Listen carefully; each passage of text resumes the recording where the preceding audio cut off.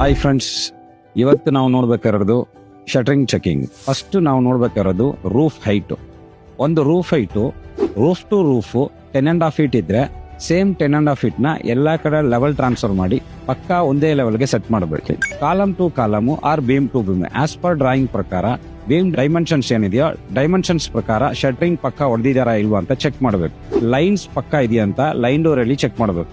Stop ಲೆವೆಲಿಂಗು, beam ಲೆವೆಲಿಂಗು, beam bottom ಲೆವೆಲಿಂಗು ಎಲ್ಲ level ಆಗಿದೆ ಅಂತ ಒಂದ್ಸಲ ಚೆಕ್ ಮಾಡಬೇಕು. ಎಲ್ಲ ಚೆಕಿಂಗ್ ಮುಗಿದ್ಮೇಲೆ ಫೈನಲಿ ಶಟರಿಂಗ್ ಟಾಪ್ ಅಲ್ಲಿ plastic paper on top of mat ಈ ಎರಡು ಹಾಕಿದ್ರೆ ನಮ್ಗೆ ಕಾಂಕ್ರೀಟ್ ಇಂದ ವಾಟರ್ ಲೀಕೇಜಸ್ ಏನಾಗಲ್ಲ, ಸ್ಲರಿ ಎಲ್ಲ ಯಾವ್ದು ಆಚೆ ಹೋಗಲ್ಲ. ಸೊ ಇದರಿಂದ ನಮಗೆ ಸೀಲಿಂಗ್ ಬಾಟಮ್ ಕೂಡ ಫಿನಿಶಿಂಗ್ ಚೆನ್ನಾಗಿ ಬರುತ್ತೆ. ಹಾಕಿಂಗ್ ಮಾಡೋ ಉದ್ದೇಶ ಏನೂ ಇರಲ್ಲ, ಡೈರೆಕ್ಟ್ ಪ್ಲಾಸ್ಟಿಂಗ್ ನಮಗೆ ಚೆನ್ನಾಗಿದು ಫಿನಿಶಿಂಗ್ ಬರುತ್ತೆ.